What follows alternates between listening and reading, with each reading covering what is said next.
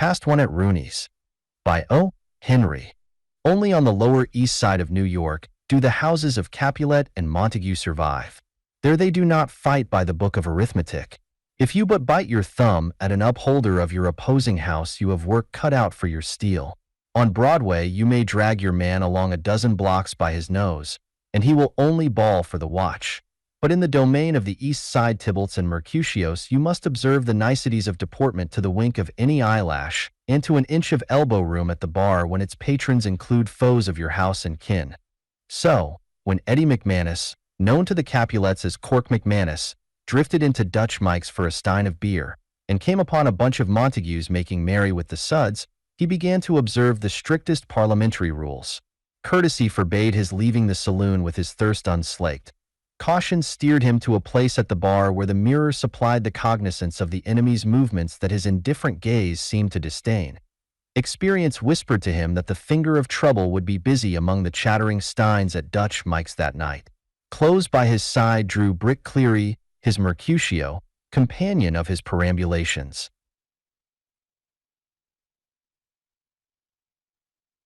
Thus they stood, 4 of the Mulberry Hill gang and 2 of the Dry Dock gang, minding their P's and Q's so solicitously that Dutch Mike kept one eye on his customers and the other on an open space beneath his bar in which it was his custom to seek safety whenever the ominous politeness of the rival associations congealed into the shapes of bullets and cold steel. But we have not to do with the wars of the Mulberry Hills and the Dry Docks. We must to Rooney's, where, on the most blighted dead branch of the tree of life, a little pale orchid shall bloom. Overstrained etiquette at last gave way. It is not known who first overstepped the bounds of punctilio, but the consequences were immediate. Buck Malone, of the Mulberry Hills, with a Dewey-like swiftness, got an 8-inch gun swung round from his hurricane deck. But McManus's simile must be the torpedo. He glided in under the guns and slipped a scant 3 inches of knife blade between the ribs of the Mulberry Hill cruiser. Meanwhile, Brick Cleary, a devotee to strategy, had skimmed across the lunch counter and thrown the switch of the electrics, leaving the combat to be waged by the light of gunfire alone. Dutch Mike crawled from his haven and ran into the street, crying for the watch instead of for a Shakespeare to immortalize the Cimmerian shindy. The cop came and found a prostrate, bleeding Montague supported by 3 distrait and reticent followers of the house. Faithful to the ethics of the gangs, no one knew whence the hurt came. There was no Capulet to be seen. "Rouse 'em it der interrogatories," said Buck Malone to the officer. "Sure, I know who done it. I always manages to get a bird's-eye view of any guy that comes up and makes a showcase for a hardware store out of me. No, I'm not telling you his name. I'll settle with myself. Wowouch. Easy, boys. Yes, I'll attend to his case myself. I'm not making any complaint." At midnight, McManus strolled around a pile of lumber near an East Side dock and lingered in the vicinity of a certain water plug. Brick Cleary drifted casually to the trysting place 10 minutes later. "He'll maybe not croak," said Brick, "and he won't tell, of course. But Dutch Mike did. He told the police he was tired of having his place shot up. It's unhandy just now, because Tim Corrigan's in Europe for a week's end with Kings. He'll be back on the Unster Kaiser Williams next Friday. You'll have to duck out of sight till then. Tim'll fix it up all right for us when he comes back." This goes to explain why Cork McManus went into Rooney's one night and there looked upon the bright, stranger face of romance for the first time in his precarious career. Until Tim Corrigan should return from his jaunt among kings and princes and hold up his big white finger in private offices, it was unsafe for Cork in any of the old haunts of his gang. So he lay, perdu, in the high rear room of a Capulet, reading pink sporting sheets and cursing the slow paddle wheels of the Unweiser Wilhelm. It was on Thursday evening that Cork's seclusion became intolerable to him. Never a heart panted for water fountain as he did for the cool touch of a drifting stein, for the firm security of a footrail in the hollow of his shoe, and the quiet, hearty challenges of friendship and repartee along and across the shining bars. But he must avoid the district where he was known. The cops were looking for him everywhere, for news was scarce, and the newspapers were harping again on the failure of the police to suppress the gangs.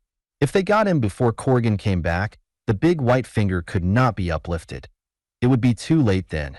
But Corrigan would be home the next day, So he felt sure there would be small danger in a little excursion that night among the crass pleasures that represented life to him. At 12:30, McManus stood in a darkish cross-town street, looking up at the name Rooney's, picked out by incandescent lights against a signboard over a second-story window. He had heard of the place as a tough hangout. With its frequenters and its locality he was unfamiliar. Guided by certain unerring indications common to all such resorts, he ascended the stairs and entered the large room over the cafe. Here were some 20 or 30 tables, at this time about half filled with Rooney's guests. Waiters served drinks. At one end, a human pianola with drugged eyes hammered the keys with automatic and furious unprecision. At merciful intervals, a waiter would roar or squeak a songs full of Mr. Johnsons and Babes and Coons, historical word guarantees of the genuineness of African melodies composed by red waistcoat young gentlemen, natives of the cotton fields and rice swamps of West 20th Street. For one brief moment you must admire Rooney with me as he receives, seats, manipulates, and chaffs his guests. He is 29. He has Wellington's nose, Dante's chin, the cheekbones of an Iroquois, the smile of Talleyrand, Corbett's footwork, and the poise of an 11-year-old East Side Central Park Queen of the May. He is assisted by a lieutenant known as Frank, a pudgy, easy chap, swell-dressed, who goes among the tables seeing that dull care does not intrude. Now, what is there about Rooney's to inspire all this pother? It is more respectable by daylight. Stout ladies with children and mittens and bundles and unpedigreed dogs drop up of afternoons for a stein and a chat. Even by gaslight the diversions are melancholy like the mouth drink and ragtime, and an occasional surprise when the waiter swabs the suds from under your sticky glass. There is an answer. Transmigration. The soul of Sir Walter Raleigh has traveled from beneath his slashed doublet to a kindred home under Rooney's visible plaid waistcoat. Rooney's is 20 years ahead of the times. Rooney has removed the embargo. Rooney has spread his cloak upon the soggy crossing of public opinion, and any Elizabeth who treads upon it is as much a queen as another. Attend to the revelation of the secret. In Rooney's ladies may smoke. McManus sat down at a vacant table. He paid for the glass of beer that he ordered, tilted his narrow-brimmed derby to the back of his brick-dust head, twined his feet among the rungs of his chair, and heaved a sigh of contentment from the breathing spaces of his innermost soul. For this mud honey was clarified sweetness to his taste. The sham gaiety, the hectic glow of counterfeit hospitality, the self-conscious, joyless laughter, the wine-born warmth, the loud music retrieving the hour from frequent whiles of awful and corroding silence, the presence of well-clothed and frank-eyed beneficiaries of Rooney's removal of the restrictions laid upon the weed, the familiar blended odors of soaked lemon peel, flat beer, and these were manna to Cork McManus, hungry for his week in the desert of the Capulets. High rear room. A girl, alone, entered Rooney's, glanced around with leisurely swiftness, and sat opposite McManus at his table. Her eyes rested upon him for 2 seconds in the look with which woman reconnoiters all men whom she for the first time confronts. In that space of time she will decide upon one of 2 things, either to scream for the police, or that she may marry him later on. Her brief inspection concluded. The girl laid on the table a worn red Morocco shopping bag with the inevitable topgallant sail of frayed lace handkerchief flying from a corner of it. After she had ordered a small beer from the immediate waiter, she took from her bag a box of cigarettes and lighted one with slightly exaggerated ease of manner. Then she looked again in the eyes of Cork McManus and smiled. Instantly the doom of each was sealed. The unqualified desire of a man to buy clothes and build fires for a woman for a whole lifetime at first sight of her is not uncommon among that humble portion of humanity that does not care for Bradstreet or coats of arms or Shaw's plays. Love at first sight has occurred a time or 2 in high life.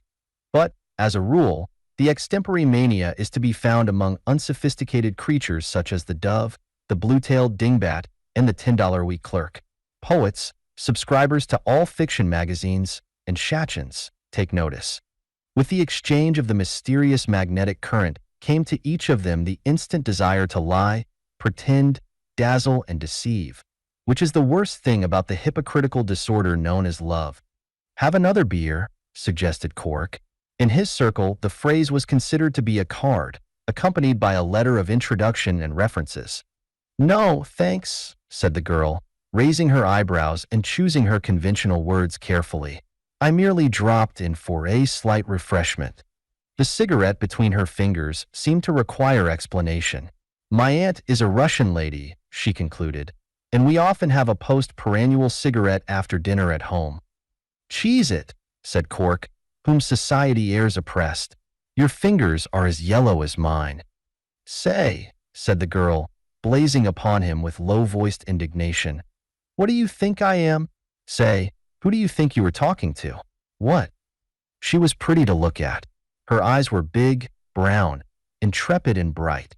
Under her flat sailor hat, planted jauntily on one side, her crinkly, tawny hair parted and was drawn back, low and massy, in a thick, pendant knot behind. The roundness of girlhood still lingered in her chin and neck, but her cheeks and fingers were thinning slightly. She looked upon the world with defiance, suspicion, and sullen wonder. Her smart, short tan coat was soiled and expensive. 2 inches below her black dress dropped the lowest flounce of a heliotrope silk underskirt. Beg your pardon, said Cork, looking at her admiringly. I didn't mean anything. Sure, it's no harm to smoke, Maudie. Rooney's, said the girl, softened at once by his amends, is the only place I know where a lady can smoke. Maybe it ain't a nice habit, but Annie lets us at home. And my name ain't Maudie, if you please. It's Ruby Delamere. That's a swell handle, said Cork approvingly. Mines emsemenus qua edi emsemenus. Oh, you can't help that, laughed Ruby. Don't apologize. Cork looked seriously at the big clock on Rooney's wall. The girl's ubiquitous eyes took in the movement. I know it's late, she said, reaching for her bag, but you know how you want to smoke when you want one. Ain't Rooney's all right? I never saw anything wrong here. This is twice I've been in. I work in a bookbindery on 3rd Avenue. A lot of us girls have been working overtime 3 nights a week. They won't let you smoke there, of course. I just dropped in here on my way home for a puff. Ain't it all right in here? If it ain't, I won't come anymore. It's a little bit late for you to be out alone anywhere, said Cork. I'm not wise to this particular joint, but anyhow you don't want to have your picture taken in it for a present to your Sunday school teacher. Have one more beer, and then say I take you home. But I don't know you, said the girl with fine scrupulosity. I don't accept the company of gentlemen I ain't acquainted with. My aunt never would allow that. Why, said Cork McManus, pulling his ear. I'm the latest thing in suitings with side vents and bell skirt when it comes to escortin' a lady. You bet you'll find me all right, Ruby, and I'll give you a tip as to who I am. My governor is one of the hottest crossbuns of the Wall Street push. Morgan's cab horse casts a shoe every time the old man sticks his head out the window. Me, well, I'm in trainin' down the street. The old man's goin' to put a seat on the stock exchange in my stockin', my next birthday. But it all sounds like a lemon to me. What I like is golf and yachtin' Anerwell, say a corkin' fast 10-round bout between welterweights with walkin' gloves. I guess you can walk to the door with me, said the girl hesitatingly, but with a certain pleased flutter. Still, I never heard anything extra good about Wall Street brokers, or sports who go to prize fights either. Ain't you got any other recommendations? I think you're the swellest looker I've had my lamps on in little old New York, said Cork impressively. That'll be about enough of that now. Ain't you the kidder? She modified her chiding words by a deep, long, beaming, smile-embellished look at her cavalier. We'll drink our beer before we go, huh? A waiter sang. The tobacco smoke grew denser, drifting and rising in spirals, waves, tilted layers, cumulus clouds, cataracts, and suspended fogs like some fifth element created from the ribs of the ancient four. Laughter and chat grew louder, stimulated by Rooney's liquids and Rooney's gallant hospitality to Lady Nicotine. 1 o'clock struck. Downstairs there was a sound of closing and locking doors. Frank pulled down the green shades of the front windows carefully. Rooney went below in the dark hall and stood at the front door, his cigarette cached in the hollow of his hand. Thenceforth whoever might seek admittance must present a countenance familiar to Rooney's hawk's eye, the countenance of a true sport. Cork McManus and the bookbindery girl conversed absorbedly, with their elbows on the table. Their glasses of beer were pushed to one side, scarcely touched, with the foam on them sunk into a thin white scum. Since the stroke of one, the stale pleasures of Rooney's had become renovated and spiced, not by any addition to the list of distractions, but because from that moment the sweets became stolen ones. The flattest glass of beer acquired the tang of illegality. The mildest claret punch struck a knockout blow at law and order. The harmless and genial company became outlaws, defying authority and rule. For after the stroke of one in such places as Rooney's, where neither bed nor board is to be had, drink may not be set before the thirsty of the city of the 4,000,000. It is the law. Say, said Cork McManus, almost covering the table with his eloquent chest and elbows, was that dead straight about you workin' in the bookbindery and livin' at home, and just happenin' in here and all that spiel you gave me? Sure it was, answered the girl with spirit. Why, what do you think? Do you suppose I'd lie to you? Go down to the shop and ask him. I handed it to you on the level. On the dead level, said Cork. That's the way I want it, because what? I throw up my hands, said Cork. You've got me going. You're the girl I've been looking for. Will you keep company with me, Ruby? Would you like me to, Eddie? Surest thing. But I wanted a straight story about yourself, you know. When a fellow had a girl, a steady girl, she's got to be all right, you know. She's got to be straight goods. You'll find I'll be straight goods, Eddie. Of course you will. I believe what you told me. But you can't blame me for wanting to find out. You don't see many girls smoking cigarettes in places like Rooney's after midnight that are like you.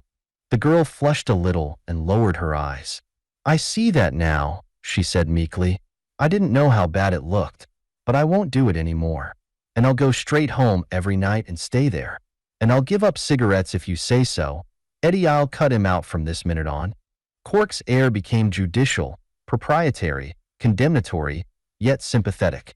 A lady can smoke, he decided, slowly, at times and places. Why? Because it's being a lady that helps her pull it off. I'm going to quit. There's nothing to it, said the girl. She flicked the stub of her cigarette to the floor. At times and places, repeated Cork. When I call round for you of evenings, we'll hunt out a dark bench in Stuyvesant Square and have a puff or two. But no more Rooney's at 1 o'clock, see? Eddie, do you really like me? The girl searched his hard but frank features eagerly with anxious eyes. On the dead level. When are you coming to see me where I live? Thursday day after tomorrow evening. That suit you? Fine. I'll be ready for you. Come about 7. Walk to the door with me tonight, and I'll show you where I live. Don't forget, now. And don't you go to see any other girls before then, mister. I bet you will, though. On the dead level, said Cork. You make 'em all look like ragdolls to me. Honest, you do. I know when I'm suited. On the dead level, I do. Against the front door downstairs, repeated heavy blows were delivered. The loud crashes resounded in the room above. Only a trip hammer or a policeman's foot could have been the author of those sounds. Rooney jumped like a bullfrog to a corner of the room, turned off the electric lights, and hurried swiftly below. The room was left utterly dark except for the winking red glow of cigars and cigarettes. A second volley of crashes came up from the assaulted door. A little, rustling, murmuring panic moved among the besieged guests. Frank, cool, smooth, reassuring, could be seen in the rosy glow of the burning tobacco, going from table to table. All keep still, was his caution. Don't talk or make any noise. Everything will be all right. Now, don't feel the slightest alarm. We'll take care of you all. Ruby felt across the table until Cork's firm hand closed upon hers. Are you afraid, Eddie? She whispered. Are you afraid you'll get a free ride? Nothing doing in the teeth-chatterin' line, said Cork. I guess Rooney's been slow with his envelope. Don't you worry, girlie. I'll look out for you all right. Yet Mr. McManus's ease was only skin and muscle deep. With the police looking everywhere for Buck Malone's assailant, and with Corrigan still on the ocean wave, he felt that to be caught in a police raid would mean an ended career for him. He wished he had remained in the high rear room of the true Capulet, reading the pink extras. Rooney seemed to have opened the front door below and engaged the police in conference in the dark hall. The wordless low growl of their voices came up the stairway. Frank made a wireless news station of himself at the upper door. Suddenly, he closed the door, hurried to the extreme rear of the room, and lighted a dim gas jet. "This way, everybody," he called sharply. "In a hurry, but no noise, please." The guests crowded in confusion to the rear. Rooney's lieutenant swung open a panel in the "Down and out, everybody," he commanded. "Ladies first. Less talking, please. Don't crowd. There's no danger." Danger. Among the last, Cork and Ruby waited their turn at the open panel. Suddenly, she swept him aside and clung to his arm fiercely. "Before we go out," she whispered in his ear, "before anything happens, tell me again, Eddie, do you really like me?" "On the dead level," said Cork, holding her close with one arm. "When it comes to you, I'm all in." When they turned, they found they were lost and in darkness. The last of the fleeing customers had descended. Halfway across the yard, they bore the ladder, stumbling, giggling, hurrying to place it against an adjoining low building over the roof of which their only route to safety.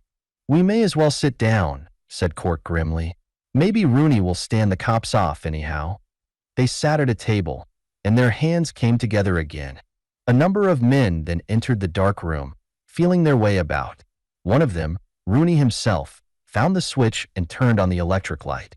The other man was a cop of the old regime, a big cop, a thick cop, a fuming, abrupt cop, not a pretty cop.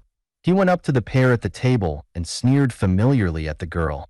"What are yous doing in here?" he asked. "Dropped in for a smoke," said Cork mildly. "Had any drinks?" "Not later than 1 o'clock." "Get out quick," ordered the cop. "Then, sit down," he countermanded. He took off Cork's hat roughly and scrutinized him shrewdly. "Your name's McManus." "Bad guess," said Cork. "It's Peterson." "Cork McManus, or something like that," said the cop. "You put a knife into a man in Dutch Mike's saloon a week ago."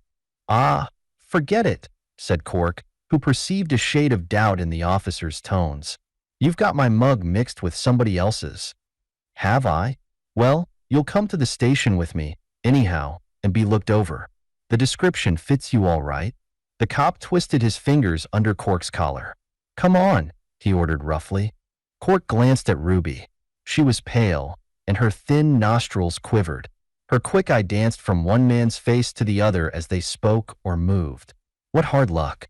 Cork was thinking Corrigan on the briny, and Ruby met and lost almost within an hour. Somebody at the police station would recognize him, without a doubt. Hard luck. But suddenly the girl sprang up and hurled herself with both arms extended against the cop. His hold on Cork's collar was loosened, and he stumbled back 2 or 3 paces. "Don't go so fast, McGuire," she cried in shrill fury. "Keep your hands off my man. You know me, and you know I'm giving you good advice. Don't you touch him again. He's not the guy you are looking for. I'll stand for that." "See here, Fanny," said the cop, red and angry. "I'll take you too if you don't look out. How do you know this ain't the man I want? What are you doing in here with him?" "How do I know?" said the girl, flaming red and white by turns. "Because I've known him a year. He's mine. Oughtn't I to know? And what am I doing here with him? That's easy." She stooped low and reached down somewhere into a swirl of flirted draperies, heliotrope and black. An elastic snapped. She threw on the table toward Cork a folded wad of bills. The money slowly straightened itself with little leisurely jerks. "Take that, Jimmy, and let's go," said the girl. "I'm declaring the usual dividends, McGuire," she said to the officer. "You had your usual $5 graft at the usual corner at 10. "A lie," said the cop, turning purple. "You go on my beat again, and I'll arrest you every time I see you."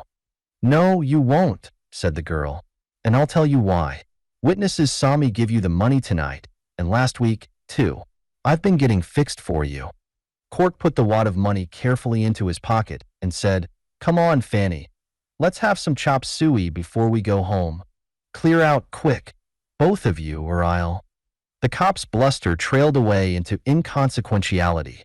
At the corner of the street, the two halted. Cork handed back the money without a word. The girl took it and slipped it slowly into her handbag. Her expression was the same she had worn when she entered Rooney's that night. She looked upon the world with defiance, suspicion, and sullen wonder. "I guess I might as well say goodbye here," she said dully. "You won't want to see me again, of course. Will you shake hands, Mr. McManus?"